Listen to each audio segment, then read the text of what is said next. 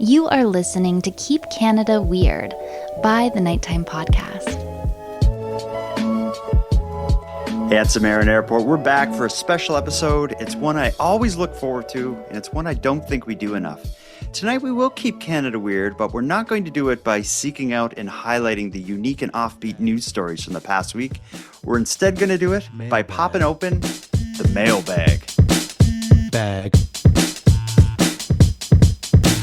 You've got mail. For people new to the show, do you want to explain what the Keep Canada Weird mailbag is? Well, what this is a giant bag, a literal, actual bag. It resembles Santa Claus's toy sack filled with letters from all of the Keep Canada Weird army who want to physically write to us with a quill or a pen on a piece of paper. And then they mail it to the Keep Canada Weird post office box that's in the North Pole. The North Pole then reroutes that physical written letter to the other Nighttime Podcast P.O. box, which then processes it, checks it for anthrax, and then opens it if it's safe. And then what happens is it goes to the voice acting listener factory, where a voice actor will read the letter, the actual physical letter, and will act it out vocally onto a recording as if it's the listener. We then take that recording, test it for anthrax, and then we send it off to the Nighttime Podcast / Keep Canada Weird physical office, where it is played for the Keep Canada Weird mailbag episode, which airs voicemails that don't make it onto the regular show. Is that everything? Did I get it all? Yeah, it's a huge production we have, but basically we found the most roundabout way to incorporate all the previously unaired voicemails we've received into the show. So tonight, we're going to be opening the mailbag for our 7th time. We're going to be hearing voicemails that mainly relate to the last, I think, maybe 6 or 7 Keep Canada Weird episodes. But we got a lot of good stuff here. Why don't we just jump right into it? Or should we beat around the bush a bit? Actually, I can't jump into it right away. I have to say, I'm a little shook up. Ozzy Osbourne passed away today. I know everybody and their dog is talking about it, but we're not here to mourn the loss of a legend. I just wanted to give him a shout out here at the beginning, because I'm sure a lot of Keep Canada Weird listeners are also sad to now live in a world without Ozzy Osbourne. Right. Well, I want to say sorry for your loss. I'm here anytime you need to talk. Okay, we may need to talk later. If I have any like Black Sabbath or Ozzy stuff I want to talk about, I'll give you a call. But let's get to the Keep Canada Weird mail. To start, let's go back to episode 165. If you recall, in that episode, we talked about a fugitive from the United States who was running away from a conviction related to, I think it was like It was drinking and driving, wasn't it? yeah, like causing death. That's right. Was drunk, hit a young couple and killed them. He ended up fleeing before sentencing. It was on, I think it was on America's Most Wanted. But anyway, long story short, he turned out to be living in Toronto, working as a psychic. He was busted. We talked all about that. But a listener named Teresa wanted to let us know that in her neck of the woods, there was another fugitive. She lives in Tabor, Alberta. And we missed this news story when it happened, and the story is wild. I'm going to let Teresa set it up, but we can listen to some news clips and everything about this. Hi, Jordan and Aaron. I was listening to episode 164, and the story about the fugitive turned love psychic reminded me of something that happened in my hometown of Tabor, Alberta. There was an American woman named Sharon Kinney. She was implicated in 3 murders in the 1960s in Mexico and the US, and her one victim included her husband. She even tried to claim that her 2-year-old accidentally shot her husband. So at some point she was in prison for one of these murders, but she actually ended up escaping. And for 49 years she evaded capture, and her whereabouts were unknown until this year, when authorities confirmed she was living here in small town Tabor, Alberta, under the name Deidre Glavis.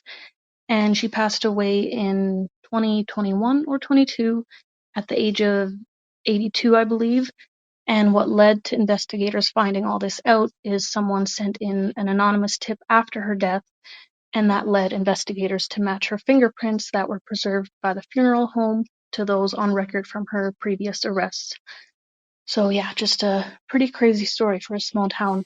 It is a crazy story. There's even more to it and more details than Teresa gave. So I'm going to play a news clip that I dug up when this all broke. Again, I don't know how we missed it. It was in the news, but let's just listen to, I believe this is a CTV news report about a fugitive referred to by the American investigators as the pistol packing mama.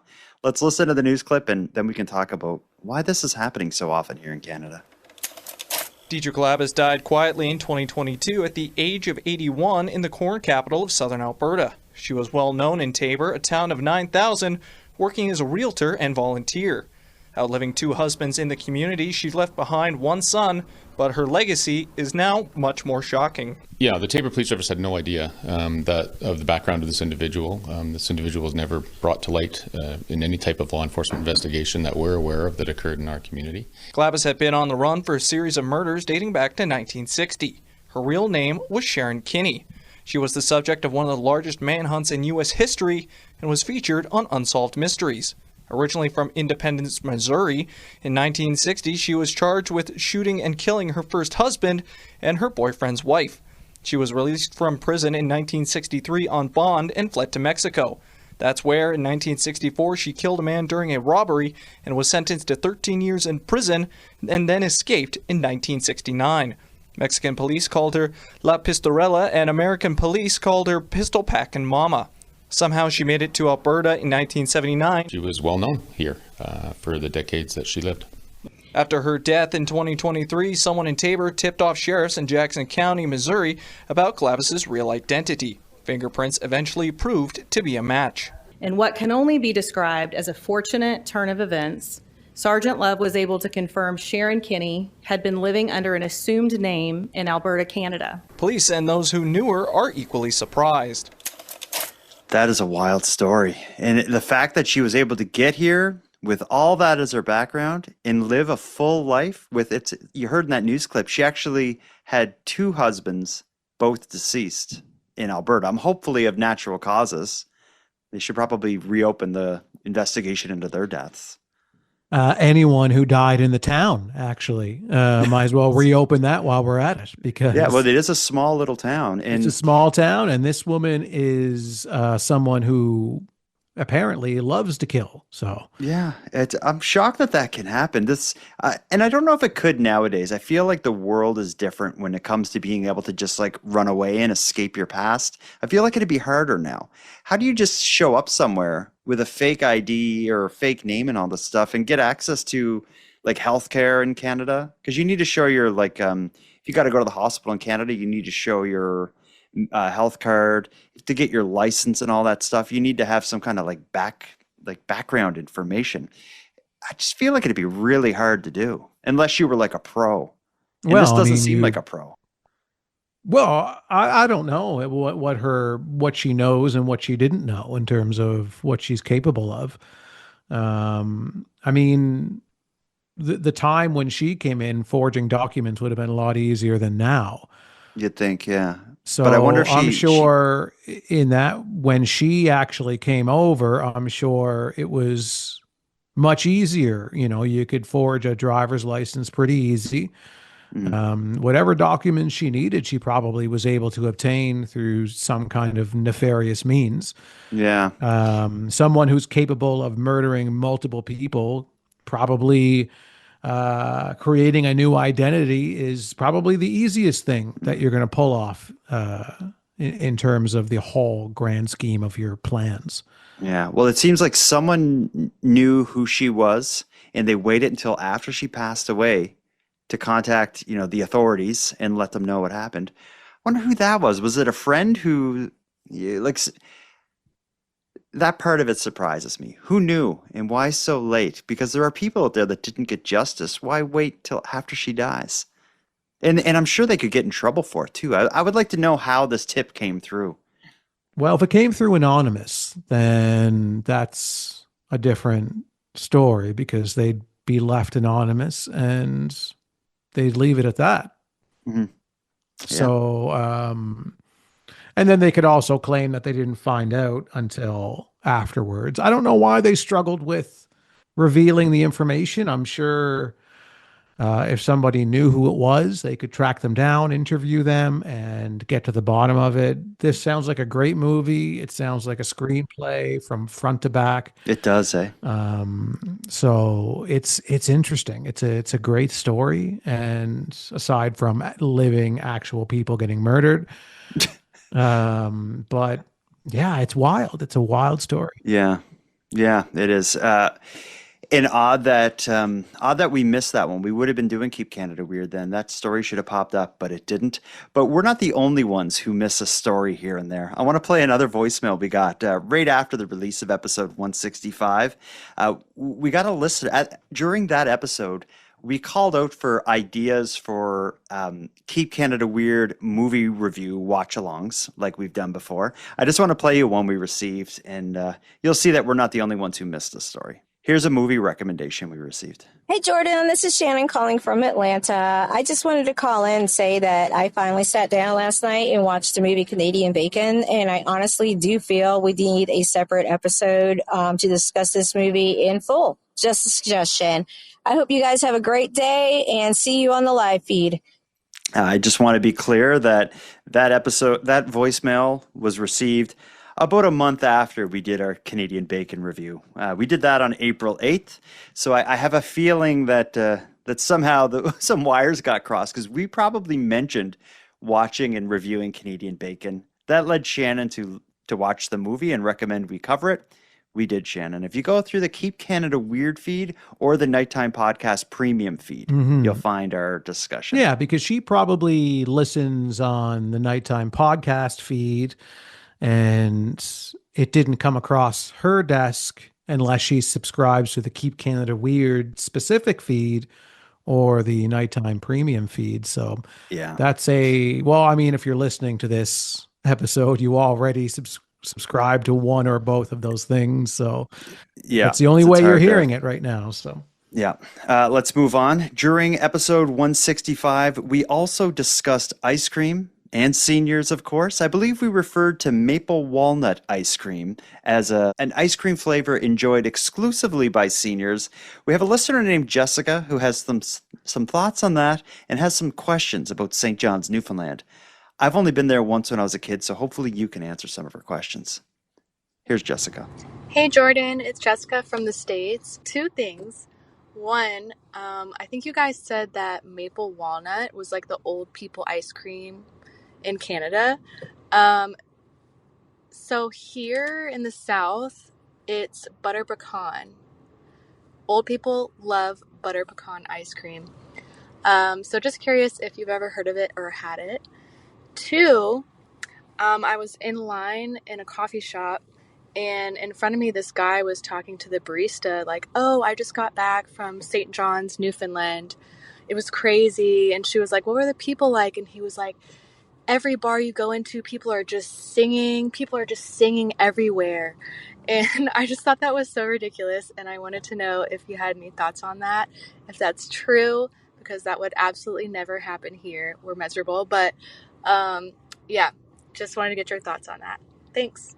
So a few things there. Maple pecan ice cream. We have that here. That's also a senior's flavor. But didn't she say butter pecan? Hey, Jordan. Let's see.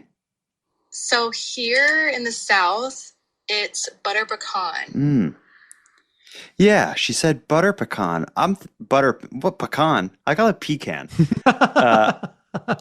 What's the right pronunciation? Pecan or pecan? I think it depends on if you're saying it. Let me clarify that I don't know what I'm talking about. Past and present tense. But in my mind, I think if it's combined with another word, you would say pecan. So like butter pecan, maple pecan. Really? But if it's alone, then it's pecan. Okay, I've never heard of words like that changed based on. I don't know if that's real. I just in my mind, that's how I imagine it. I think it's present and past tense. Present tense is pecan. Past tense is pecan. So like I'm about to eat this pecan. I think it It depends was a on. really good. Then you eat it, and then you say that was a good pecan. I think it depends on how much money you make. If you make over $500,000 a year, it's pecan. But if For you sure. but if you make under 25,000 a year, it's pecan. Yeah, pecan is the working class nut. Pecan, Hmm. too lavish. Long story short, I think of maple pe pecan. Is it? But is butter pecan? Like my grandmother eats some kind of ice cream with pecans. Is it maple or butter? I don't know. I don't know, man. I don't have any surveillance cameras of your grandmother. I don't watch the elderly as closely as you do. Okay, well maybe the Newfoundland thing we can settle. She was shocked to hear that there's this place where there are people singing at bars, and I imagine St. John's, Newfoundland is that place. I've only been there once. It was when I was a kid, but every Newfoundlander I know and meet, they are the type of people that would sing like there once was a ship that sailed to sea, and the name of the ship had a million E's. You know that song? That's like what I think of as a Newfoundlander at a bar. Yeah. And then that happens here on Cape Breton Island as well in Nova Scotia. That's why I moved away. Certainly in Halifax, yeah, you would have people, certain bars, you would have people singing and dancing and having a jolly good time. That's a very East Coast thing, I think. East Coast of Canada thing. We still have that sea shanty lifestyle that we like to pretend that Yeah. we're all lobster fishermen here. Yeah, just buy some shirts with our lighthouses and go back to where you're from. Yeah, and go stand next to the big fiddle and take a picture and then get back on your boat. Exactly. I don't know if that answers any of Jessica's questions, but that was fun.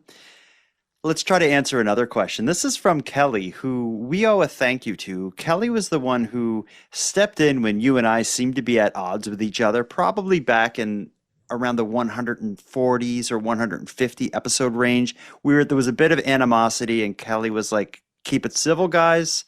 We're here for a distraction, not to hear you two bicker like a married old couple." Kelly has a question for us. Here's what she has to say. Hi, Jordan and Aaron. This is Kelly, your correspondent from New Orleans, Louisiana. And I'm a teacher, and so it's summertime, and I've got more time on my hands for thinking about things and for listening to my favorite podcasts. And I was just wondering, I have a question today. Do you think that Canada is weirder in the winter when it's cold and dark most of the time, or in the summertime when there's lots of light and people are kind of out on the loose more? Just something I'm thinking about. Thank you for keeping it weird, and thank you for keeping it civil. You guys have been very nice to each other lately, and it's been a delight. Thank you, Kelly. Is Canada weirder in the summer or the winter? I don't know. I don't know how to answer that. It's different in the summer and the winter. You got something to say. What do you think? Here's my theory of how Canada is in terms of weirdness through the seasons. So I think the weirdness meter stays level throughout the entire year. However, I do believe that there are more weird stories in the summertime because people are outdoors being weird more. Whereas in the wintertime, people are being weird indoors because it's cold. So the weirdness doesn't get as exposed in the wintertime as it does in the warmer seasons. Maybe that's the explanation. Canada is more publicly weird in the summer, privately weird in the winter. Yeah, the weirdness is a closed door, warm induced thing. So one more voicemail before we take our first break. And all of these voicemails, I should say, relate to episode 165 and 166. This voicemail is going to take us back. This voicemail from Sherry is going to take us back to a couple topics. For one, during that string of episodes, I was offering New Kids on the Block swag to listeners who would send in New Kids on the Block themed voicemails.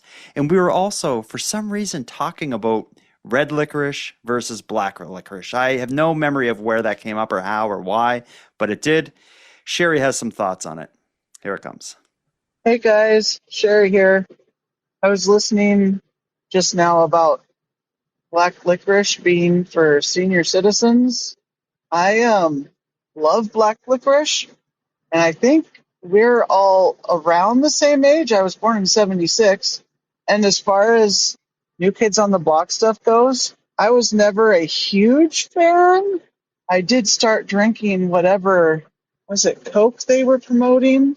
I started drinking that as my special drink. I stand by black licorice is for seniors. Despite her being born in 76, she's an outlier. It's not exclusively for seniors. No. I mean, Predominantly. yeah, no, it's if you were to look at the statistics, I'm sure Stats Canada would have some kind of information on this, maybe. But of black licorice eaters, I would say the demographic skews towards 70-year-olds, 80-year-olds, definitely in that bracket. So yeah, so I would encourage her to go to Stats Canada's website and look it up herself. Mm-hmm. She also mentioned switching to Coca-Cola as a result of the New Kids on the Block doing a promotional thing with Coca-Cola that became her special drink. I had no memory of a collab between the New Kids on the Block and Coca-Cola, so I had to go down a bit of a rabbit hole, and I believe I found the commercial that aired on television that got her to begin celebrating Coca-Cola as her special drink. I'm going to play you a moment of it to set the scenes. This is a Coca-Cola ad that features the New Kids on the Block walking out onto the stage. A crowd of young girls are screaming, and they sing an original song all about how much they love Coca-Cola. And I don't think this is like a New Kids song that was rewritten with new lyrics. I think this is a unique song, but listen in on this one. Okay. This was back when Coca-Cola was, they talked about the real thing. I don't know why that was a part of their branding, but here it comes. You never know wherever you go, you might find magic. In a Coca-Cola classic, can't beat it, can't beat the real thing. There's magic in the real thing. I call that song "There's Magic in the Real Thing." You can't beat it, that Coca-Cola classic. I love that song. I love it too. Yeah, it's great. Do you remember that? I don't remember that song, but I think I have a theory as to why they say you can't beat the real thing. Why? Because there was a point in time when Coca-Cola changed their recipe. Now, I don't know if this lines up with when this was released, but there was a time, I believe it was in the 80s, that Coca-Cola had changed up the recipe. It ended up not working out for them, and they went back to the original. Oh, hence Coca-Cola Classic. Yes, exactly. Okay, so maybe this was around the time they went back to Coca-Cola Classic and the New Kids agreed you can't beat the real thing. There's magic in the real thing. Yeah. That's just a theory I have because I know that, when Coca-Cola Classic came out, that was them going back. So maybe a listener out there could do some more digging in terms of get to the bottom if that of that. theory can be proven correct. Earn your Keep Canada Weird correspondence badge by digging into that one. If you can get Jordan Knight on the phone, you can settle it. Or Donnie Wahlberg. Or Joey. I don't think they would know anything about the marketing campaign's purpose. I think they just cash the check. That's true. All right, let's take our first break. When we get back, we'll jump up to voicemails from episode 168. Specifically, we're going to hear a listener's thoughts on that water bill story. Remember the guy who had the leaking toilet in his basement and he went to the news because he didn't want to pay the water bill? We'll get to some feedback on that after the short break.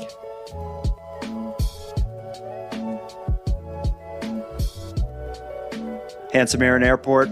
Let's travel back in time to episode 168, or at least to the days immediately after episode 168, because an anonymous listener wants to give us their thoughts on that water bill story about the leaking toilet and the fight between Jagmeet Singh and Drake, and specifically the usage of the word goof, as in that episode we talked about how Drake called Jagmeet a goof for going to a Kendrick Lamar concert. Hello, boys. I'm anonymous for this one, but is your toilet running? Because it probably is, or will at some point in its lifetime. And an easy way to check this is by putting food coloring in the tank, and if after 20 minutes or so, the color has leaked into the bowl, you probably have a leak. You can use Google to DIY a fix, or you can use Google to hire a plumber, I guess. The last thing I have to say is that in some circles, including if you're in jail, calling someone a goof is the equivalent of calling them a pedophile and is the absolute worst thing that you can call somebody, which it really sucks because I feel like the word goof is the best way to describe something. It's like, that is so goofy. It just sucks that they kind of co-opted that term. But anyway, I believe that's what the tweet was intended to imply. Thank you. Great tips on how to learn if your toilet is leaking. That's cool. But as far as the word goof, so in that context, Drake was upset that Jagmeet Singh was at a Kendrick Lamar concert. I think he called him a goof just to be like, you idiot. I don't think he was using it in the jailhouse way that the anonymous caller suggested. No, I don't think so either. But, the anonymous caller had kind of, I guess, specified that there's another meaning for this word, whereas Drake was referring to it in the sense that we know it as the more traditional sense. Yeah, someone's being goofy, silly, or they're just kind of not taken seriously. But have you ever heard goof used to mean that? No, never. No, I've never heard that either. And it would be a shame if that word was taken away from us, but we would still have some other great insults. Like I really enjoy shithead, and that's one you don't hear often. My favorite is douchebag, piece of shit. Piece of shit. What more than douchebag? Yeah, because I like piece of shit because it's like you're not even a whole shit, you're just a little piece of one. I really like prick. Because it's like if you need to use a curse and kids are around, like I wouldn't want to say piece of shit around my children, but I would definitely say prick. And what we've gotten in the habit of saying is calling someone a French prize, because the word prize in French, it's spelled Prix. Mm-hmm. And if you pronounce that, it's prick. Yeah. So you call them a French prize. You use the word prick on the show quite a bit, actually. I say it all the time in my regular life. Because it sounds good, but it also makes sense. Like if you're touching a plant and you get a little prick from a thorn, it's an unpleasant thing, and it's just this moment of unpleasantness. You meet people every day that are pricks. I think the word makes sense. You don't meet people that are literal pieces of shit or douchebags. Well, you do. It's just, like when someone's being a piece of shit, it's like you're being brutal right now. You're being just less than human. You're not even shit. You're just a little piece of shit. Yeah, I like it. Do you like shithead, or is that too kind of obnoxious? I think shithead is a bit more juvenile. Yeah. And it's more playful. It's more like, oh, you shithead. What about tool? Have you ever heard that? Like, this guy's a tool. Yeah, I've heard that. Like, that's on par with goof, I guess. Like, yeah, I'd say so. You're a tool. You're not smart. Madeline likes clown and fool. I like clown as well. Clown is good.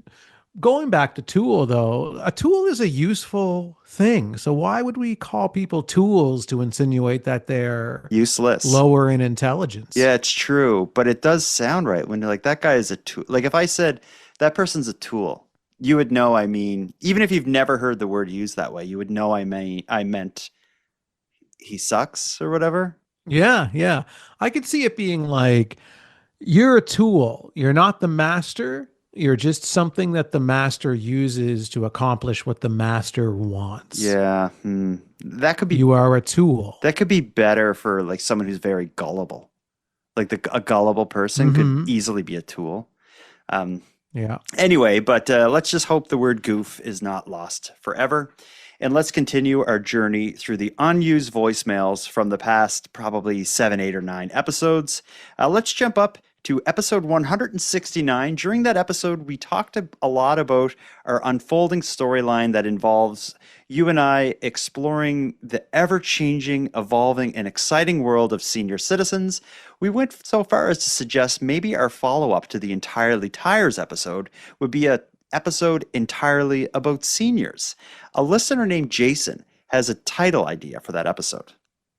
Here it is. This is Jason from down here in the heartland of the United States, calling in from Iowa. I've been listening to all of the Nighttime podcast episodes since Jordan made an appearance on the Morbid podcast, and I've been waiting to call in until I got caught up on all of the episodes, because with the level of meandering of topics covered, I didn't want to leave an irrelevant message that was no longer being covered. I was hoping you'd still be covering tire topics when I caught up, but alas, as I suspected, you'd move on from that topic before I had a chance to share my tire story. That said, I just finished listening to episode 169, where you announced the Senior Citizens dedicated episode and were brainstorming ideas for what to call it. The first one that came to my mind was Simply Seniors. I'd be honored if you'd consider this title for your senior series. Anyway, love the podcast. Thank you for the constant and meandering flow of topics.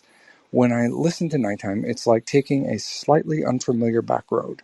You have an idea of where you're going to end up, but you aren't sure of the exact route it's going to take to get there or how long it's going to take.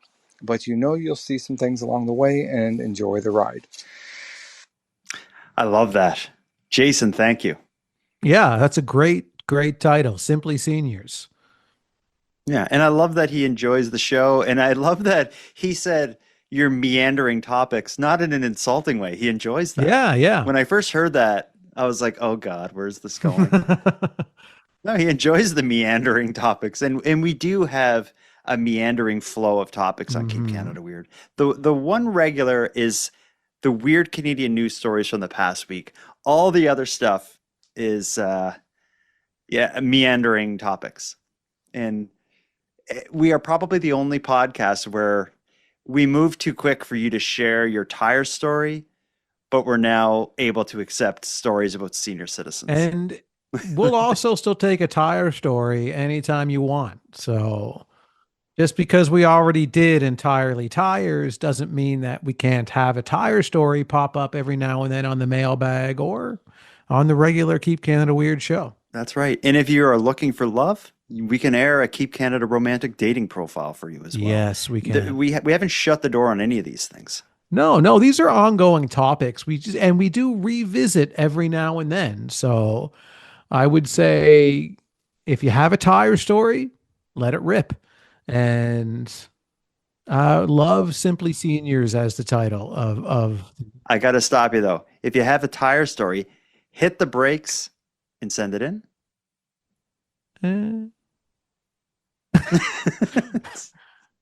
Maybe. Another storyline we talk about a lot is what we. It's a loaded thing to even bring it up now. It's so controversial, but we'll call it the puberty problem at this point, which are stories related to teenagers misbehaving across this great nation of Canada.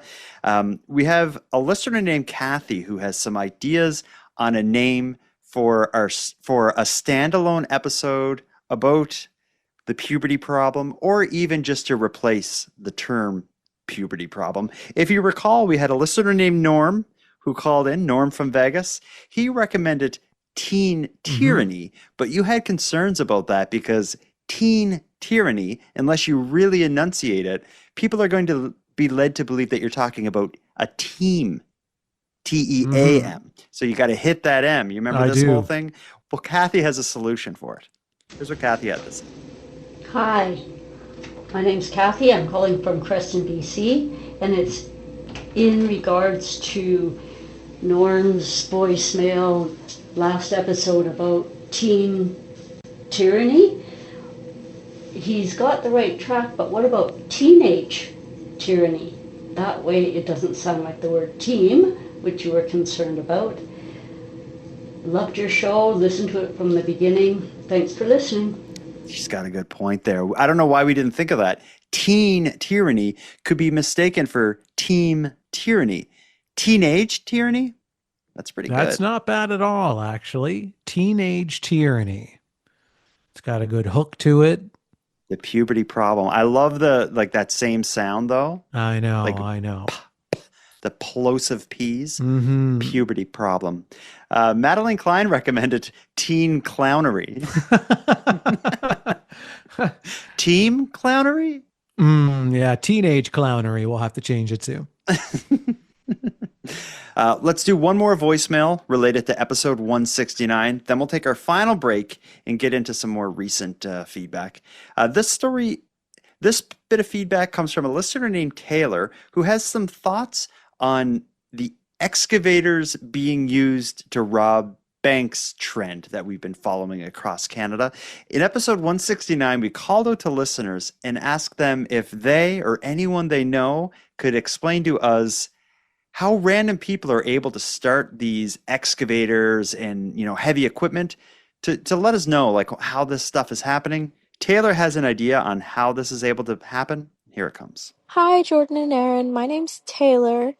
I am calling about the episode 169, the excavator versus bank. I noticed that the owners of the excavator didn't make any comment to the news. Have we considered that all of these contract companies, they're in on it? It's how they make their money to buy more excavators. I don't know. Gotta think about that one. We never considered that. I think we've been talking around in circles about how easy it must be to hop in an excavator or tractor and turn the thing on and drive it into a bank and steal the bank machine. What Taylor led me to think is like, yeah, could it be employees or owners or people connected to these tractors? Maybe they're not paid enough and they want to get some extra cash, so they, do this after hours. And after all said and done, they put in an insurance claim and get a new excavator or tractor because their last one got smashed up when it robbed that bank. Yeah, it's a great theory. I support it. I think our correspondents should look into this more. If there's any correspondents that have any connections with people who have contracting companies that use this type of equipment, then I think get your Keep Canada Weird badge and go onto the site. They have to let you in if you have the badge. They can't deny you access. You're an official Keep Canada Weird correspondent when you're wearing your badge, so you'll be able to go right onto the site, inspect the excavators, talk to the managers, talk to the owners. They cannot shut you down. If you don't have a Keep Canada Weird badge yet, then simply call in and leave a voicemail at nightnightpodcast.com/contact. And if we air your voicemail on one of the shows, you will get your Keep Canada Weird swag pack, which includes your badge. Absolutely. Well said.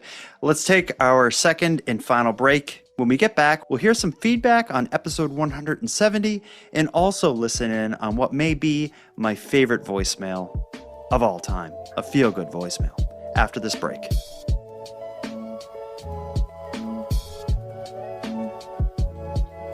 Handsome Aaron Airport. During episode 170, we talked about if a lottery was incorporated into recycling, if that would change anything. If you recall, we heard the story about one area that was considering giving you the option of 5 cents a can or the chance to win, I don't know what it was, $1,000. $1,000, yeah. We have a listener named Devin who has a question about it. Here it comes. Hello, Handsome Aaron Airport and Jordan Bus Stop Bonaparte. My name's Devin. I'm calling from Colorado in the USA. I just finished listening to Keep Canada Weird, Volume 170, where you guys were talking about the recycling lottery, and I had a question. Do you get a chance at winning the $1,000 for every can or bottle that you return?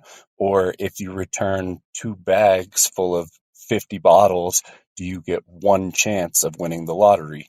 Because if that was the case, I would probably take the 10 cents per bottle or can. But if each bottle or can was an entry to win the $1,000, then that might make it worth it. Let me know what you guys think, or if you have any insight into how that is going to work. Love the show, guys. I don't really have any insight into how it's going to work, but it would have to work the way that you would get one entry for every bottle. If not, no one would ever do it. Yeah, I agree. It has to be that way. I still think the 10 cents per bottle is better. Um, I just think that if you play your cards right, it's more lucrative if you're getting the 10 cents guaranteed per bottle. And I think that you could invest that money and do something really great with it. I still think I would roll the dice just to make it a little more exciting. The idea of going to drop off the bottles, maybe I'm going to leave here with $21, or maybe I'm going to get lucky and win the 1,000. Yeah, I think I would roll the dice every time. I'm sure I would. It depends on why you recycle. Some people recycle for the refund. If the refund is your ultimate goal, then you should take the 10 cents per bottle. If you just bring some bottles down 2 or 3 times a year and you get $20 and you don't care, sure, gamble it. But maybe there are more people who are addicted to gambling or who lean towards gambling, who don't recycle, who are like, oh, another way for me to gamble. I'm going to bring my bottles down instead of throwing them in my regular trash. You said it depends why you recycle. Let me ask, I know you recycle. Why do you recycle? And don't say because it's better for the environment. Why do you do it? Well, because it's for the environment. Is it? Also, we're kind of mandated here in Cape Breton to recycle. How so? Well, you have to if you want. You can have your garbage rejected. How would they ever know, though? Well, we're supposed to use clear bags. Okay. In Halifax, we're allowed one black bag. Yeah, and us too. 2 clear bags. Yeah, that's the way ours is as well. So you have that black bag for your private garbage, anything that you are ashamed of or anything that you want to keep private. But then any other bags past your first black bag have to be clear bags. Yeah, and I like that idea. So if you're going to go nuts throwing away 3 bags of garbage, we want to get a look at least a sense of what you got in there. So the clear bags allow the garbage man man or woman that. So theoretically, the clear bags allow the garbage people to see if you are sorting your garbage correctly and there are no offending pieces of garbage in that bag. But as long as you're allowed one black bag, then you just put whatever you want in that bag and then have normal things in the clear bags. Yeah. I like that system. One black bag, you can have two more, but they got to be in clear bags. To answer the question I asked you myself, the reason I recycle, yeah, it's great for the environment and it's the right thing to do. I get that. But it also, like, if you sort your garbage, if you take all the compost out and if you take all the compost and put that in the compost bin, you take all the paper, put that in the paper section, you take all the plastics, put it in the plastic section, the actual gross, like stinky garbage, you have so little of it. Like you just have a small amount. I have a family, like I have a home of 4 people here. In our garbage bag, every second week we put out our garbage bags, and I don't even fill the one black bag. It's about half full. Unless it's like, something big change, like we're throwing away a bunch of stuff or something. But I usually only put out like a half of a bag. Then come recycling day, I have like 2 bags of bottles and a bag of paper. And my compost bin I fill up every time. And I think if everybody did that, the system just runs smoother. The reason I do it is because it's good for the environment and it just makes everything work. It is cleaner. It is generally, your house is cleaner. Your garbage doesn't reek. And it's nice. It's just, it's a nice, tidier way to handle your trash. Do you want to know what the next level of it is, though? Something I've been doing lately is I borrowed my mother's paper shredder because I had a whole bunch of documents I had to shred. I didn't want to get rid of them. So I borrowed my mom's paper shredder, and it, has the little hole in it. You put the papers in, it grinds the paper up and spits it into this bucket below it. It's basically how it works. So I grinded up my documents. And then I had like a bunch of paper garbage, just random sheets and just packages and stuff. And I was enjoying paper shredder so much, my kids and I just seeing what we could shred. We just kept shredding and shredding and shredding, and we're having a great time. So I filled like a blue bag with shredded paper. And then I was like, oh, like there's nothing left to shred, guys. And then I realized I had another bag of just paper that was going to be recycled. So I brought all that in and I shredded it. And when you shred all that paper, it went from a full blue bag of paper to half a blue bag of shredded paper. And I realized if you shred your paper before you recycle it, you get more use out of each bag. Okay, but I will say this. What you're doing could be counterintuitive to what you're trying to achieve, because the space that you are saving, I agree, by shredding is great, because then you can put more in the bag, but you're using electricity to do that. So that is drawing power from the grid. That is, I thought about that, but the entertainment and that kind of like satisfaction I get from actually using the shredder and watching the paper go in and seeing how thick I can put in before it plugs up and how many sheets I can put in, I get so much satisfaction from that I feel it's no different than having my TV on and watching a TV. So I've done all this math, and ethically, I know I'm doing the right thing. But let's move on, all right? I agree then, having heard you out and thinking about it while you talked, I agree that you are doing overall the right thing. Although there is no good and evil in this world. There is only shades of gray. And I think your recycling policy is a shade of gray. Okay. Let's move on to our final two voicemails. Next one, I'm going to play this to you. It's a listener named Kevin who is suggesting our next Canadian movie review. Here's what Kevin suggests. Hey there, guys. This is Kevin Willie D calling regarding your last mailbag movie suggestion, the one and only Strange Brew. If you guys haven't seen it, then you're a pair of hosers. Please make a point of reviewing that one, or whatever it is you guys were planning on doing with the film, the Canadian film Strange Brew. Desi. Strange Brew, a movie about Bob and Doug McKenzie, very Canadian. I think that's an obvious choice, right? Yeah, let's do it. Let's officially add it to the list. Let's review Strange Brew. Add it to the list or put it at the top of the list? At the top. Let's put it at the top. It's clearly a 100% Canadian movie. In their quest for free beer, bumbling Canadian brothers Bob and Doug McKenzie wind up working at the Elsinore Brewery. The hapless lads uncover a sinister mind control plot spearheaded by Brewmeister Smith and must stop the scheme, which also involves Uncle Claude, a member of the Eisner family. As Bob and Doug try to prevent Smith from taking over the world, they also manage to drink plenty of their favorite sudsy beverage. That sounds good. I've actually never seen Strange Brew. So no, I haven't either. Let's do it. For any listeners listening to Keep Canada Weird's Mailbag Volume 7, put the movie Strange Brew on your to-watch list, and we'll Aaron and I will have our breakdown of that movie out probably within the next 2 weeks or so. 2 weeks or so. Let's get into our final voicemail. You ready for this one, Aaron? This is going to be our send-off because it's a very complimentary voicemail, and it made me feel good, and I think it'll make you feel good too. You ready for this? I am ready. This is interesting. It's a listener named Tolly. She lives in the UK, and she recently found the show, and she's been listening to Keep Canada Weird backwards chronologically. She started with the newer episodes and is going back in time, which is a very interesting way to listen to the show, but she has a lot of nice things to say. This will remind you why we're doing this. Here it comes. Hi, Jordan and Aaron.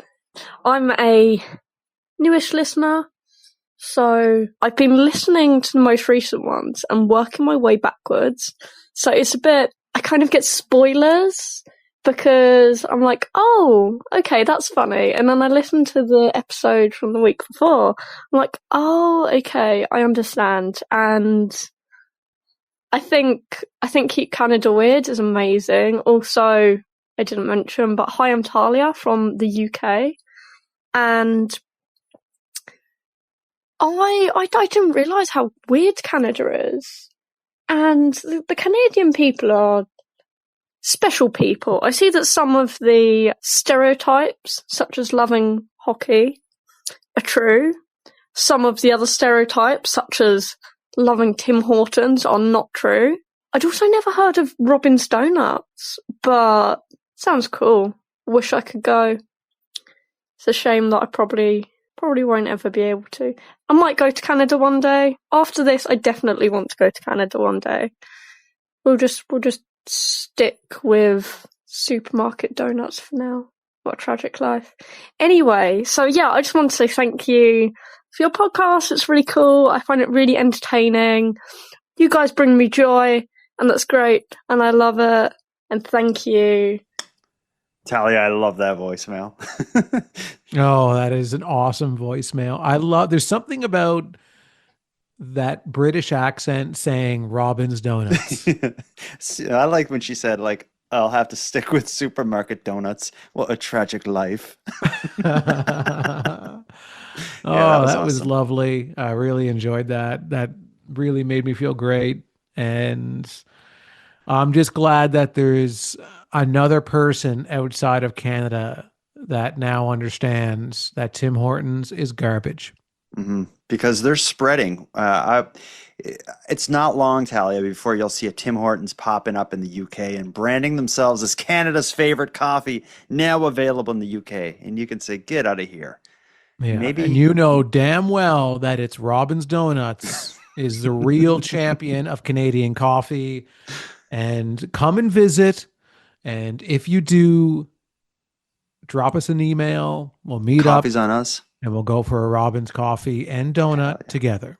Hell yeah. In the meantime, Talia, or anyone else who had their voicemail aired in the Keep Canada Weird Mailbag Volume 7, go to nighttimepodcast.com/contact. There's a little form you can fill in where you put in your name, what episode your voicemail was aired in, and you can enter your mailing address. And we'll send you your Keep Canada Weird correspondent badges along with the swag pack.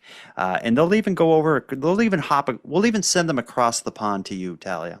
So go do that now. And anyone else who has any feedback on this or any other episode, go to nighttimepodcast.com/contact, use the voice recorder, and we'll get you on one of these episodes and get you your swag pack. You want to put a bow on this one, Aaron? You want to close up the bag? Wrap it up, buddy. Mail sounds, closing the physical mailbag. Thank you, everyone, for joining us. Handsome Aaron Airport, until next time, stay cool over there. And Jordan, bus stop backhoe Bonaparte. Until next time, the mailbag will be reopened at a later date once it is full again of vibrant, bustling, wonderful pieces of actual physical handwritten letters from the Keep Canada Weird Army. And let our two glorious pets be healthy and exciting to play and hug with. Let's Ozzy Osbourne, R.I.P., and let the world stay weird.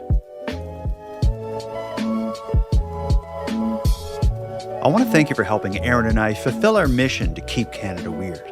If you've got a news story from your area that you'd like to share with us, or have any thoughts or theories or opinions on anything we discussed tonight, we'd love to hear from you. You can contact us by using the voice recorder that can be found at nighttimepodcast.com/contact. And on that topic, I want to give a big thank you to this episode's correspondents. If your voice message was aired tonight, you can email me your address. My email is nighttimepodcast@gmail.com, and I'll get a Keep Canada Weird badge and swag pack sent out to you. I just ask that you wear the badge proudly and responsibly. Next, a big thanks goes out to Aaron for another great night, you, Nicole, for the intro and outro voiceovers, and Monty Data for the outro version of O Canada. And then, of course, a sincere and massive thank you goes out to each and every one of you listening. Your support makes this show possible. And if you'd like to support the show even more, please consider a subscription to the premium feed, which can be found at nighttimepodcast.com/subscribe. The premium feed costs just a couple dollars a month, but that money will fund the creation of new episodes of the show, and it'll give you those episodes 2 days early, ad-free, and access to a back catalog of episodes. And even if you don't want to go premium, You can still support the show by sharing this episode on social media. It helps a lot too, and it's free. Your support is very much appreciated. So with all that said, until next time, take care of each other, hug your loved ones tight, and together, let's keep Canada weird. Keep Canada Weird is written, hosted, and produced by the Nighttime Podcast.